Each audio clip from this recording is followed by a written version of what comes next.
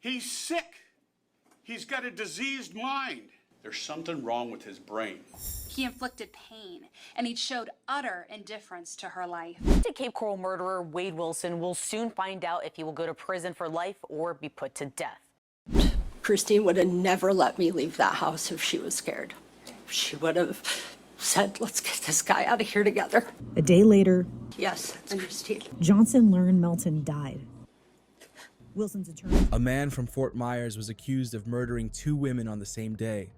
After committing the crimes, he hid from the authorities and called his own father to ask for help and confess what he had done. However, his father noticed that at no point did he show any remorse.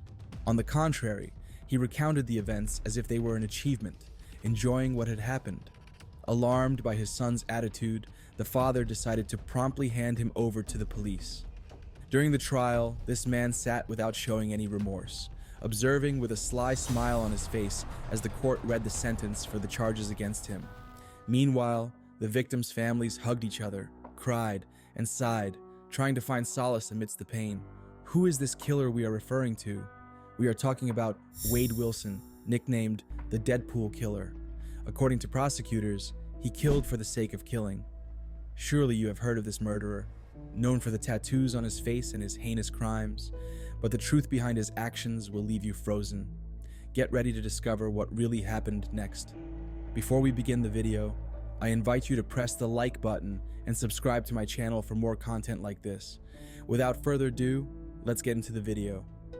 On the 6th of October 2019, Wade Wilson went to the Buddha Live Club on McGregor Boulevard. There, he met Melissa Montanez, his girlfriend at the time. According to Melissa, Wade repeatedly asked her to accompany him to the house of a man named Jason Shepard, whom he had met that same night. Melissa refused because she did not feel comfortable going to a stranger's house, and soon, Wade decided to take his girlfriend's car without her permission. After Melissa left, Wade met Christine Melton and her best friend, Stephanie Johnson, at the bar. Stephanie testified that Wade introduced himself as Junior that night. At that time, Wade did not have tattoos on his face and was described as a friendly and charming man, showing no warning signs of the monster they were dealing with. Wade and Christine seemed attracted to each other, and both Stephanie and Jason, the man he had also met that same day, testified that they were intimate when they arrived at Jason's house, which was a few minutes away. Hours later, Wade attempted to take the women to Christine's house in Cape Coral, but he did not know how to handle the manual transmission car he had stolen from his girlfriend.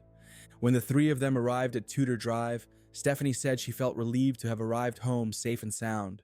She had to take her son to school and go to work, so she left Wade and Christine together. At that moment, Stephanie was not concerned for her friend's safety, as Wade did not seem to be a bad person. However, shortly after Stephanie left Christine's house, Wade strangled the woman to death for no apparent reason. He then left the place and repeatedly called his girlfriend Melissa Montanez at her workplace, who decided to answer just before 9 a.m. Wade wanted to know where she was and if he could pick her up.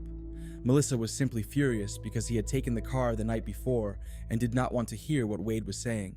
She just wanted her boyfriend to return the vehicle. This angered Wade, and the situation escalated to insults, aggression, and intimidation. Melissa, who was with her friend with whom she had spent the night, finally met Wade at her business in downtown Fort Myers. But he arrived in an unfamiliar car, later identified by the police as a black Nissan Versa belonging to Christine Melton. Wade tried to pull his girlfriend towards the vehicle with such force that he almost tore her dress off. He then opened the car door and got in, forgetting to put the car in park, which caused it to crash into another vehicle and graze her legs. As if this were not enough, Wade violently hit, repeatedly slapped, and also strangled his girlfriend, not caring that Melissa was with her friend. Wade, who is 6'4", significantly outsized Melissa, who is 5'1". All Melissa could do was try to reason with him to buy time until the police arrived. Witnesses reported that Melissa was dragged up the stairs to her business and pinned against the wall by her neck. Now, what happens after you are pushed to the ground? I start to get beat. Okay.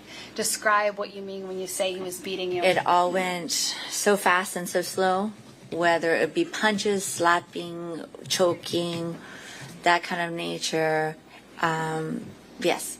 Now, you mentioned that the fight is happening around the car. Does Yeah. the fight move at some point? Yes, so I either get drugged, pulled, can't remember, by my hair, or arm, or dress, to I'm trying to reason with him, trying to talk to him, but there's nobody behind those eyes anymore.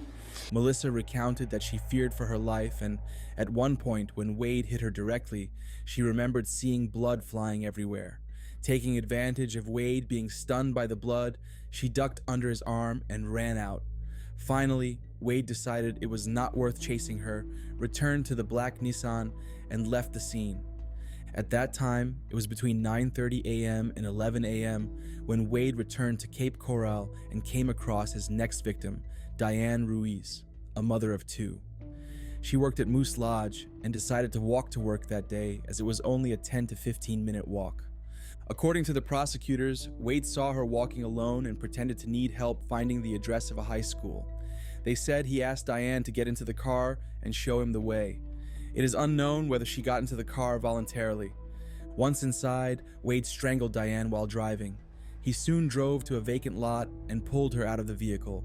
After realizing Diana was still alive and breathing, he did not hesitate to use the black Nissan to run her over multiple times until she was so crushed she looked like spaghetti, according to a description recorded during a jail interview with detectives. A property owner across from the vacant lot witnessed everything and saw the car reversing and quickly leaving. He said he had never seen a car in that area before and found the situation strange. Let's pause here. As we can see in this case, nothing Wade did made any sense. All his actions were carried out regardless of whether it was broad daylight or how many people were watching. This is really striking, as typically, femicides tend to avoid stirring up a hornet's nest to avoid being caught by the authorities. If Wade's behavior seems strange at this point in the video, what comes next will be even more so. After the video, I'd like you to leave your thoughts on the case in the comments. Let's continue with the video, as this case gets even more complex to watch. Shortly after 3 p.m. on the 7th of October, Fort Myers police officer Timothy McCormick said he had been looking for Wade in connection with the assault on Melissa Montanez. He described how body camera footage showed Wade parked at Joe's Crab Shack without a shirt. Confirming that he was in Christine's black Nissan, Wade appeared nervous, defensive, and uncooperative with the officer. Wade told the officer he was waiting for his girlfriend. When McCormick tried to detain the 25-year-old, the video shows Wade rolling up the car window and driving around the patrol vehicle. Since the investigation was for a minor assault, the officer could not pursue Wade. You're waiting on your girlfriend? Oh, okay. That's no problem. No, I got a call. Somebody was sitting in their car and everything like that. So. Oh, okay. She's on her way now. Okay. Okay, yeah, that's what I'm saying. So I'm going to have you step out of the car, and I'm going to detain you. Not arrest. Detain you right now. At that time, the police were not aware of the murders. However, McCormick, noting the suspect's suspicious behavior, decided to check the vehicle's license plate and confirmed it did not belong to Wade. But since there was no report of the car being stolen, there was no reason to detain Wade. In the afternoon, Stephanie Johnson received a call from the Cape Coral Police Department asking if she knew where Christine was or why her car had been found in Fort Myers. It was at that moment that she began to seriously worry about her best friend's well-being. Alarmed by Christine's unknown whereabouts, the Cape Coral police broke into her house that same night. Officer Charles Caruso recounted that within just 45 seconds inside the house, they found a large bundle of bedding and clothing in a hallway near the bedroom. After clearing the house to ensure no one else was there, they separated the sheets enough to see the tattoo on Christine's leg. Caruso reported that Christine was cold to the touch, so they immediately cordoned off the house as a crime scene. Meanwhile, in another part of the city, the police reported that Wade had broken into a house, removing the screen and glass from a window. The homeowners had left for Ohio that morning. Wade helped himself to several White Claws, food, and clothing. Several hours later, the young man was found in that house and detained by the authorities with the help of Wade's father. During the trial, Wade's father, Stephen Testaseca, explained that Wade had been adopted as a baby since he and Wade's mother were teenagers when they had him. Stephen Testaseca noted that his contact with his son had been sporadic since they reunited when Wade turned 18. But for some reason, his son contacted him on the 7th of October after killing Christine Melton and Diane Ruiz. Initially, Stephen thought his son was just telling a story because he is a good storyteller. However, after another phone call, he realized his son was telling the truth. He recounted that he had strangled Christine after she fell asleep and described how he repeatedly ran over Diane while she was still breathing.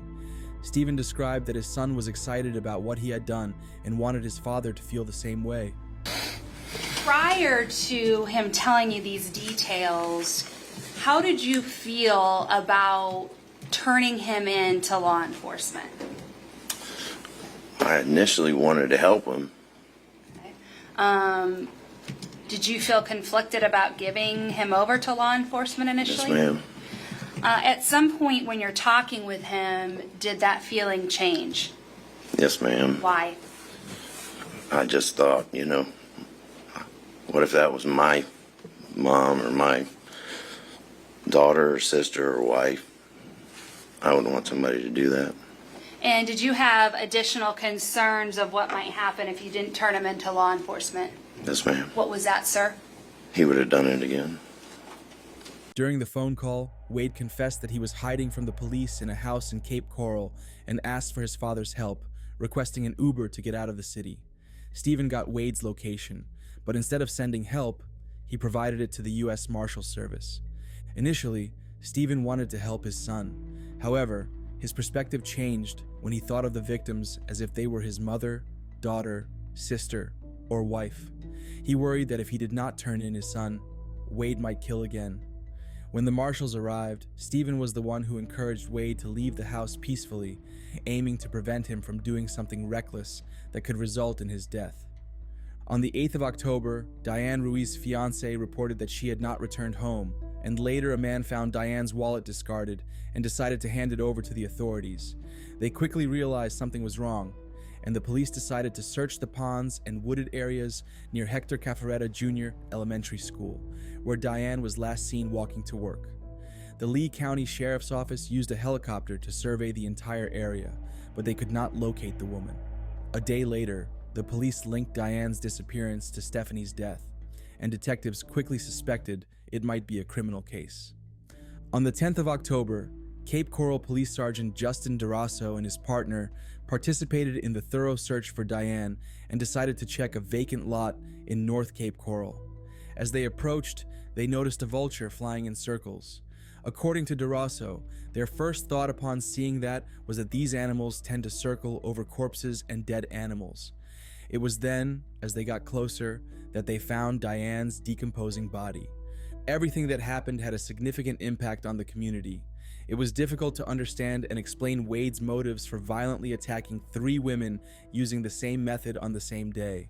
Finally, a month later, State Attorney Amira Fox announced premeditated murder charges against Wade for the deaths of the 2 women. Nearly a year after his arrest, Wade and his cellmate, Joseph Katz, attempted to escape from jail. According to Lee County Sheriff Carmine Marcino, the men planned to use a window as their escape route. They started to remove some weather stripping and screws, Marcino explained, but they would not have been able to escape as there was no way to physically get through that window, even if it was broken. Court documents show Wade's apparent attempt, who organized an escape vehicle for 1 or 2 a.m. the next day through other inmates. In August 2021, Wade requested a transfer to the Charlotte County Jail for easier access to his case, but the judge denied that request. Wade did not have a good reputation. His behavior in jail was poor. He had changed his appearance by tattooing much of his face, and he associated with dangerous criminals, in addition to his escape attempt. Prosecutors and the Charlotte sheriff did not want him there and argued there was a risk of Wade escaping. Jury selection begins. While Wade was earning his reputation in every corner of the penitentiary, his lawyers were attempting to clean up his image in some way. Days before jury selection began, Wade's lawyers requested that he be allowed to use makeup. They argued that Wade had numerous tattoos on his face, including stitches, swastikas, and other symbols that might be objectionable to potential jurors. They wanted Wade to have a presentable appearance before the jury that would decide his guilt or innocence, or whether he would live or die. Additionally, they requested that he be allowed a haircut. The judge granted both requests.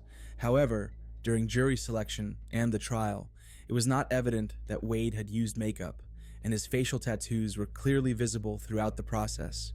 Wade was charged with first-degree murder of Christine Melton, motor vehicle theft, battery, first-degree murder of Diane Ruiz, burglary of a dwelling, and first-degree petty theft. Andreas Gardner and Sarah Miller, representing the state, were in charge of the prosecution, while Kevin Shirley and Lee Hollander defended Wade. Judge Nicholas Thompson presided over the case. The jury selection process took a full 4 days. A panel of 16 people was needed to conduct the lengthy trial. The lawyers began by questioning potential jurors one by one, asking about their prior knowledge of the case, whether they had seen the news or read anything about the investigation, and if they had any potential hardships, surgeries, or holidays that would prevent them from serving on the jury. One of the most challenging questions for most jurors was about their views on the death penalty. Those with very clear opinions either way were usually dismissed.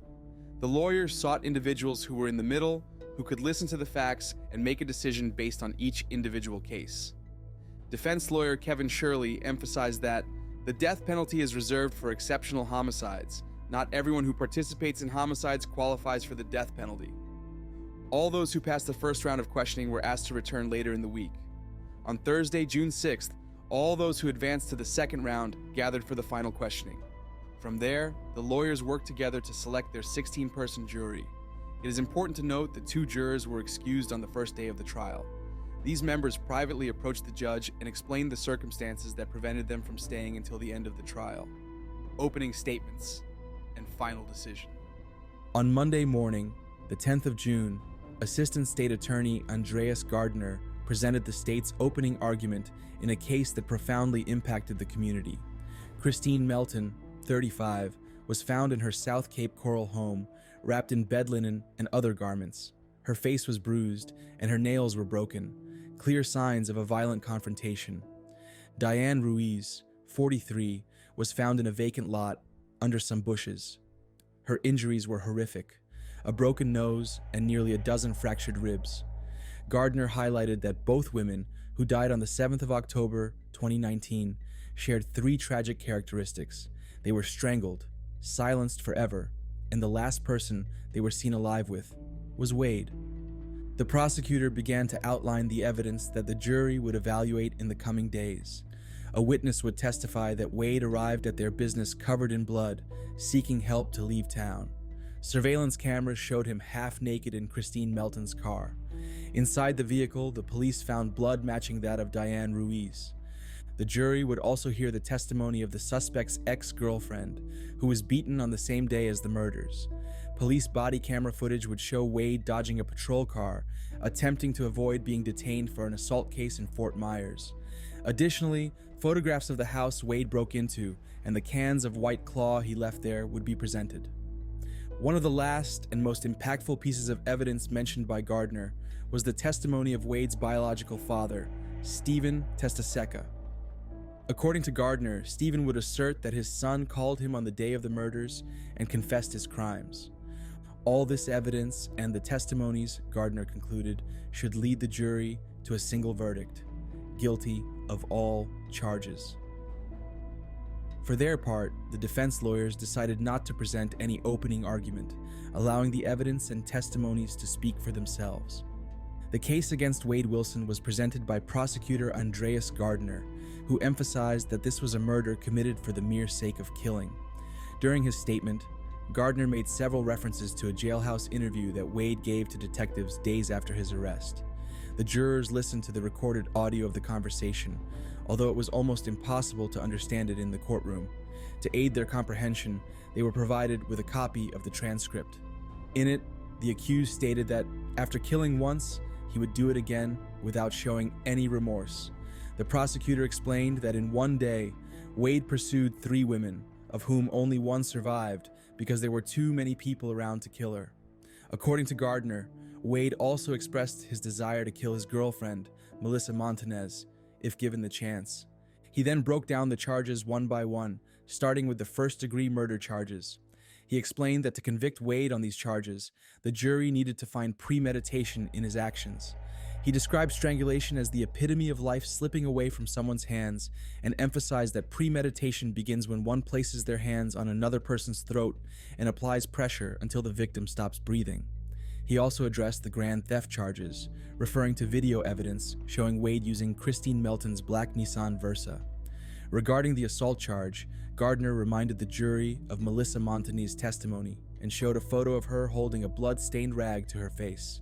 He then explained the first-degree murder of Diane Ruiz, highlighting that Wade repeatedly ran her over with his car while she was still breathing.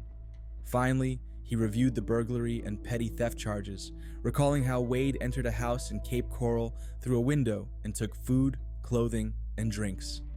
For his part, defense attorney Lee took to the podium with the intention of planting reasonable doubt in the jurors' minds, focusing on premeditation. He suggested that the judge instruct the jury on the possibility of considering second-degree murder, also known as depraved mind murder, arguing that Wade acted with a reckless disregard for human life. Hollander reminded the jury of the drugs Wade was taking at the time and pointed out that while he did not deny his client's responsibility for the deaths and the assault on Melissa Montagnez, he maintained that his actions were not premeditated. In rebuttal, Assistant State Attorney Sarah Miller highlighted Wade's despicable attitude towards women and his lack of remorse. She mentioned that the murderer boasted about his crimes to his father and law enforcement, showing a total disregard for human life. She read transcripts of Wade's own words, detailing how he killed Diane Ruiz and Christine Melton, and graphically described the murders. To conclude, the prosecutor argued that the state had proven premeditation and urged the jury to convict Wade on all 6 charges. Finally, on the 12th of June 2024, it was decided that Wade Wilson, 30, would be convicted for the murders of Christine Melton, 35, and Diane Ruiz, 43. Additionally, he faced extra charges he accrued while awaiting his trial in Lee County Jail. Among these charges, as previously mentioned, was an attempted escape. According to court records, Wade was also linked to the prison-based white supremacist gang, Unforgiven. Furthermore, it was discovered that he was selling drugs to other inmates. If the defense lawyers had any minimal chance of improving their client's situation, he did not help at all. This ultimately led the jury to vote 9-3 and 10-2 in favor of the death penalty without hesitation. During the reading, Wade seemed to enjoy the moment, while the victims' families hugged and cried, seeing that justice was finally being served. Wade's sentencing was originally scheduled for the 23rd of July. However, his lawyers have argued that the doctors who will testify need more time. Therefore, Wade is now expected to be sentenced on August 27, 2024. In the meantime, Wade will be transferred to the Florida prison system, and if the judge confirms the death penalty, he will join the 276 men on death row at Union Correctional Institution. Let us know in the comments your opinion on this case and how you feel about the verdict. If you liked the video, please give it a thumbs up and subscribe to our channel for more videos like this. Activate the notification bell so that YouTube will notify you when we upload a new video. Don't miss out. You won't regret it.